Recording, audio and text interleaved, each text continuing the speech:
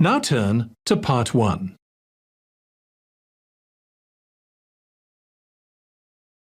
Part 1.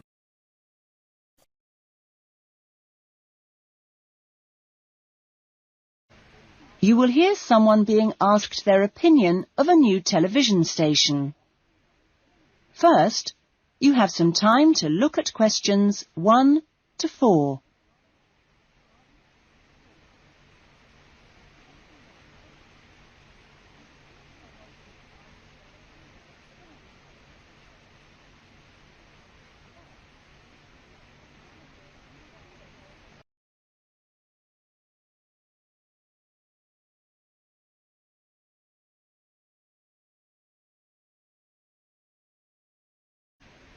Listen carefully to the conversation and answer questions 1 to 4.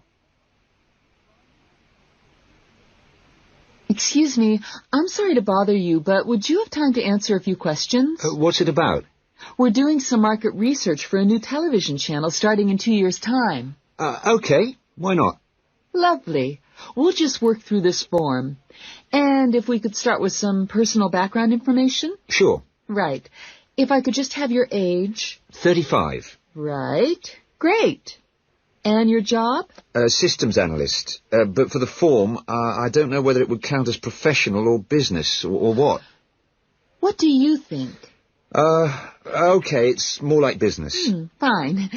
And would you mind my asking about your salary, or we can leave it blank? No, I don't mind. It's 40,000 a year. Oh, thank you. Right. About your current watching habits, what would you say is your main reason for watching TV? Well, at work, I tend to read for information and what have you, so I'd say that with TV, it probably just helps me relax and unwind. Fine. And how many hours a day on average do you watch TV? Not a lot, really. I should say just over an hour. You now have some time to look at questions 5 to 10.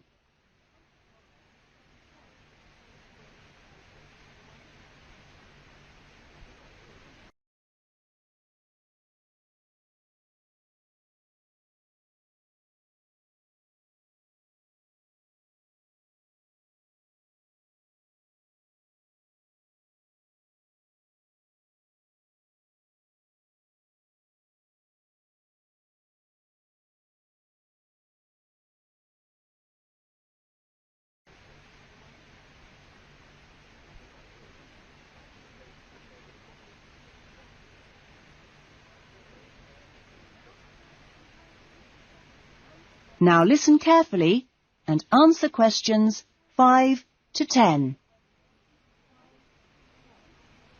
So what are the two main times of the day that you watch TV? Well, a little around breakfast time, and then it tends to be really late, 11 or even midnight, when I finish work. And what sort of programs do you go for? Some news bulletins, but I also really like to put my feet up with some of the old comedy shows. Fine. And turning to the new channel, which type of programs would you like to see more of? Well, I certainly don't think we need any more factual programs like news and documentaries. I think we need more about things like local information, providing a service for the community. And in the same vein, perhaps more for younger viewers. Good quality stuff. Uh-huh. And if you had to give the new directors some specific advice when they set up the channel, what advice would you give them? I think I'd advise them to pay a lot of attention to the quality of the actual broadcast. The sound system. People are very fussy these days about that. And in general, I think they ought to do lots more of these kinds of interview, talking with their potential customers. Oh, I'm glad you think it's valuable.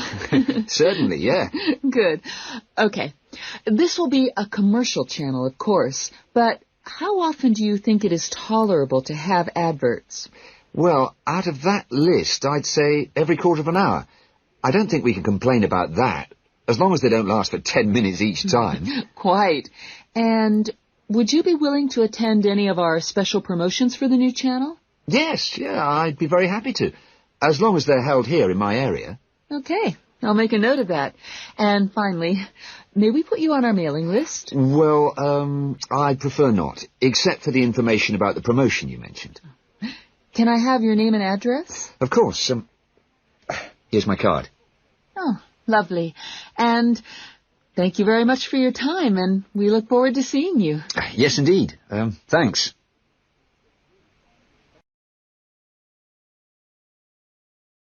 That is the end of Part 1. You now have 1 minute to check your answers to Part 1.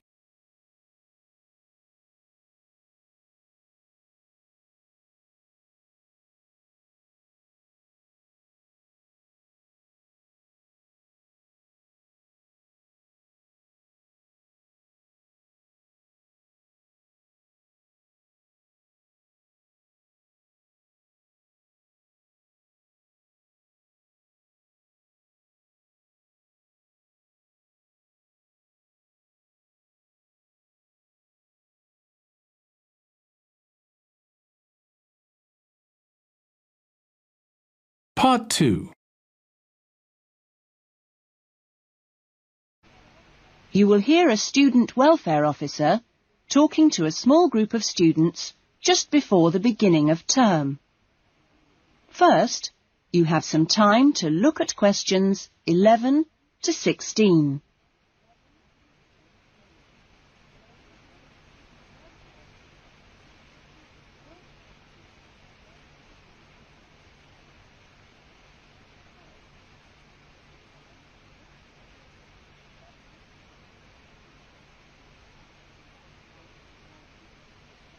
Now listen carefully to the talk and answer questions 11 to 16.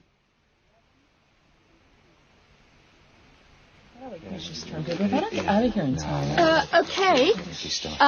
Well, good morning, everybody. My name's Elizabeth Reed, and I'm your Assistant Welfare Officer.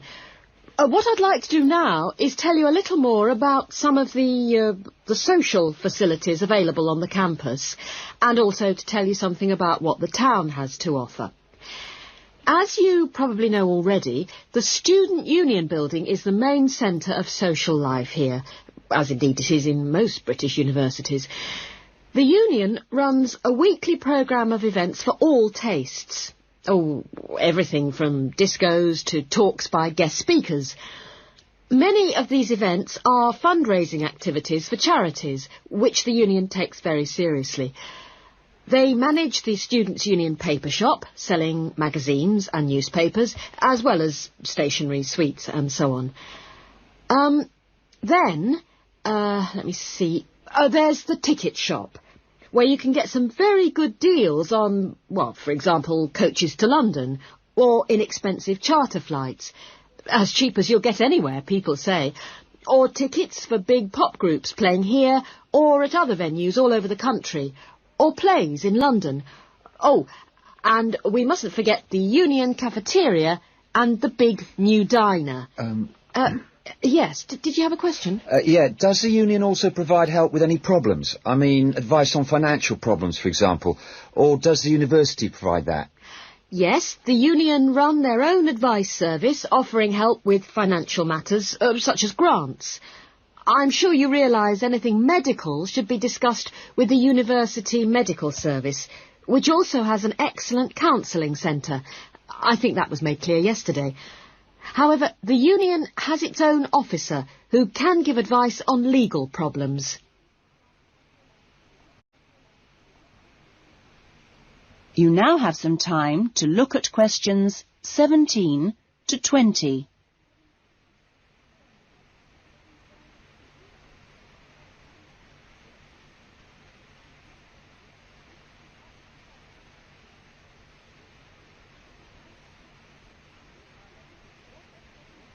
Now listen to the rest of the talk and answer questions 17 to 20.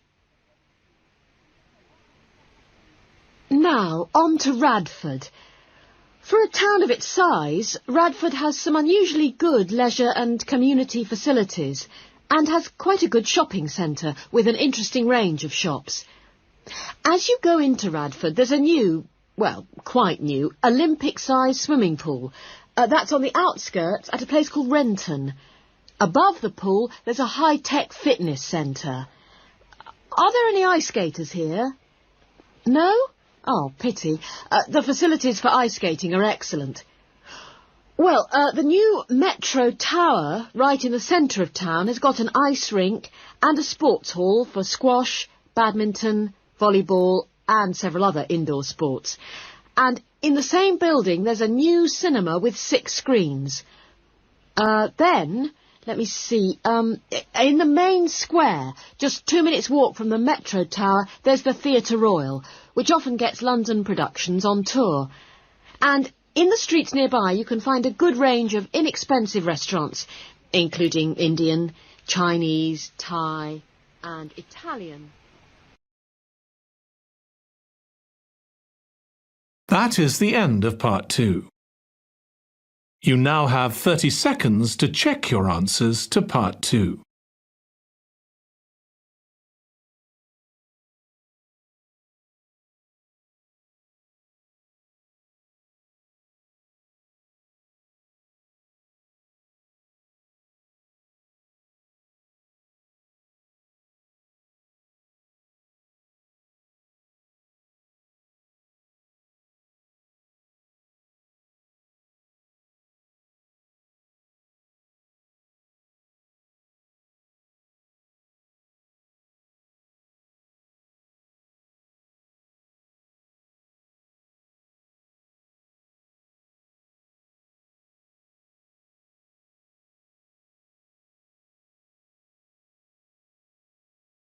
Part 3. You will hear a tutor, Dr. Simon, talking to some of his students about writing a dissertation. First, you have some time to look at questions 21 to 26.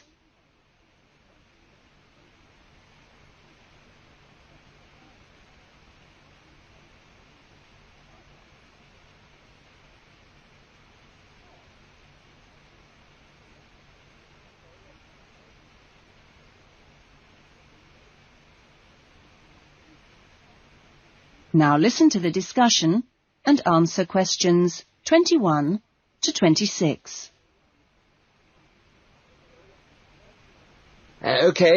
Welcome back to the new term. Hope you've had a good break and that you're looking forward to writing your dissertation. Now, what I'd like to do in this session is give you the opportunity to ask questions on writing the dissertation. Requirements, milestones, who to see when you need help. It's very informal. It may all be written on paper, but it's nice to get it confirmed. So, anything you'd like to ask? Dr. Simon, is there a fixed hand-in date yet? Right, I can confirm that that's the 21st of May, not the 20th, as we first stated. OK? Jane? What about the word limit? Well, we try to be pretty flexible on this, but in broad terms it's 18 to 20,000. Ah. And you can choose your topics, anything from years 2 and 3. Yes? I still haven't got any idea what I want to do it on. Who... Well, you should see your course tutor to agree on your final title, and you should also be aware that there's a special programme running on research methods for anyone who wants some extra help on that. Can I just check on the deadlines for everything? Yes, sure. Look, let me write it on the board. When the different stages have to be completed. First of all, you've got to work on your basic bibliography. And that's due in to your course tutor by the 31st of January, which is just 2 weeks away, so you'd better get a move on that. Do we have to have our own draft plan by then? No, your draft plan is due on the 7th of February, which is a week later, so that should give you plenty of time. And when do we have to be doing the research? That's over a 1-month period, essentially February to March. And the write-up? Well, you can't really get going on your writing until you've got quite a bit of the research done. So that's really March to May, with the hand-in date on the 21st. Any more questions? Now you have some time to look at questions 27 to 30.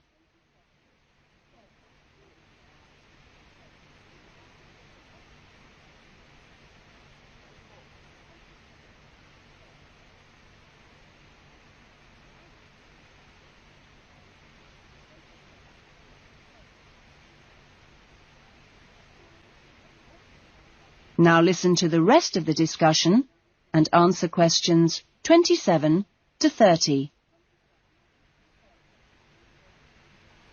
Well, sir, just some advice, really. It's about computers. Would you advise us to buy one? What can I say, Andy? I know it's a massive expense, but I really feel it would be of great benefit. You can always look in the student union adverts for second-hand ones. Yes? I've been looking at some of last year's dissertations. Oh, is that a good idea, sir? I heard... Well, I don't think you should read them in detail too early, or you might end up taking more of their ideas than you realise. But yes, it really is the best guide you can have to the expectations of what's expected when you write a dissertation. Sorry, Jane, I interrupted you. That's okay. It's just that they did a lot of research using questionnaires. Is that a good idea? I think questionnaires are very good at telling you how people fill in questionnaires. But to be frank, they tell you very little else. Avoid them. About interviews, is it okay if we interview you? The tutors? Well, I don't see why not. They don't have any special contribution to make, but you can if you want. There's a whole section on this issue in the research guide. I'm afraid it's slightly out of date, and you're probably better talking to the tutor on the research methods course. But you might find it useful to start there. Okay. Thanks. Okay, well, great. I hope that sorted a few things out. You can always come and see me, or drop me a note if you've got any more queries. Right. Fine. Okay, thanks.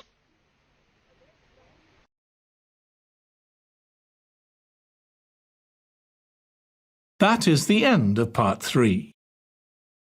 You now have 30 seconds to check your answers to Part 3.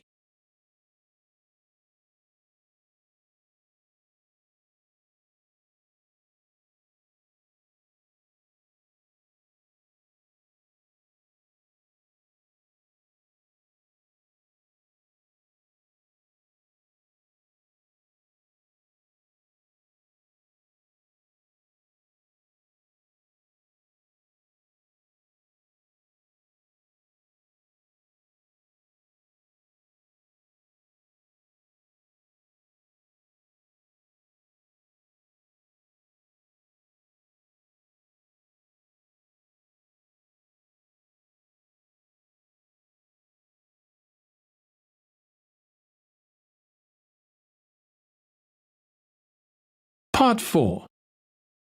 You will hear a lecturer talking to a group of students at the beginning of a course in rural development. First, you have some time to look at questions 31 to 40.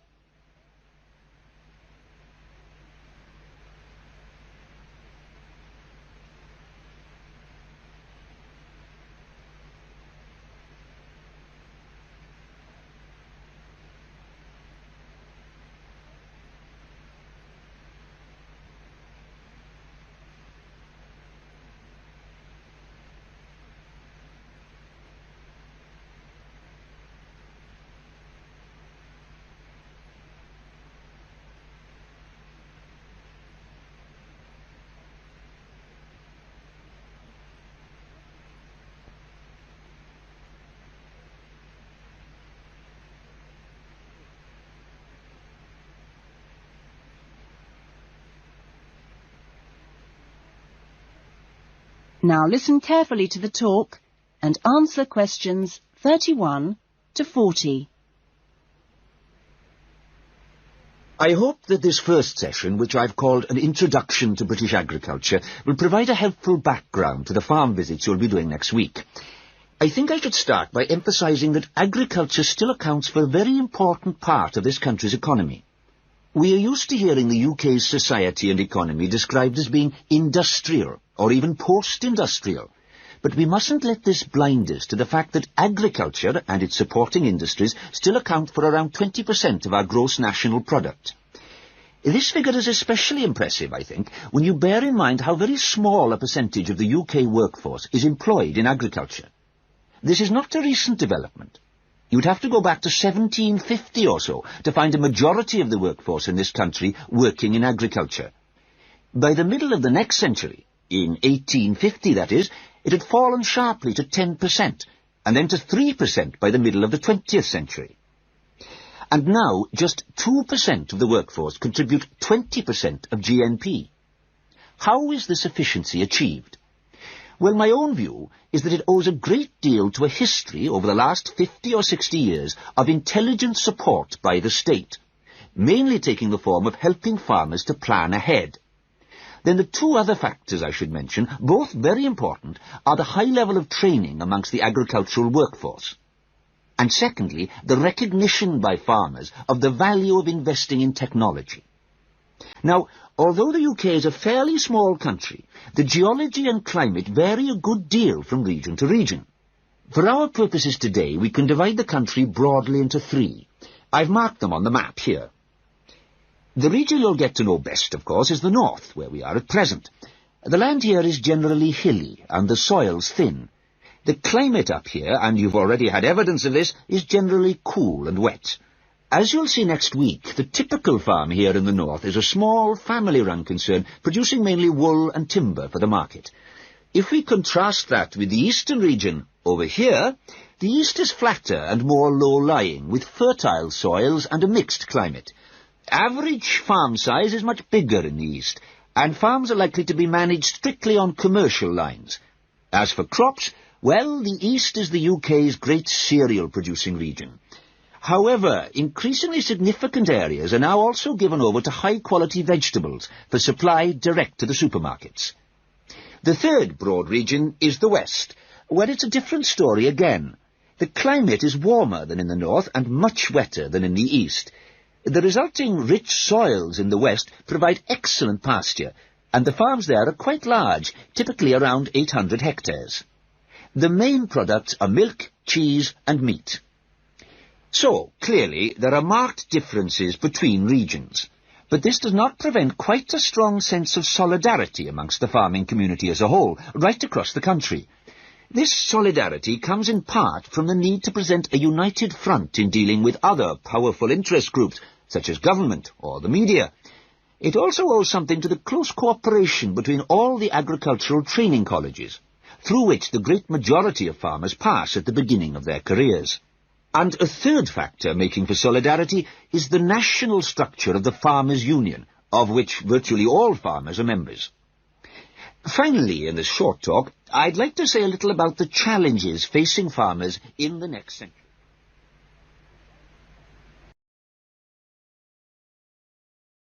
That is the end of Part 4. You now have 1 minute to check your answers to Part 4.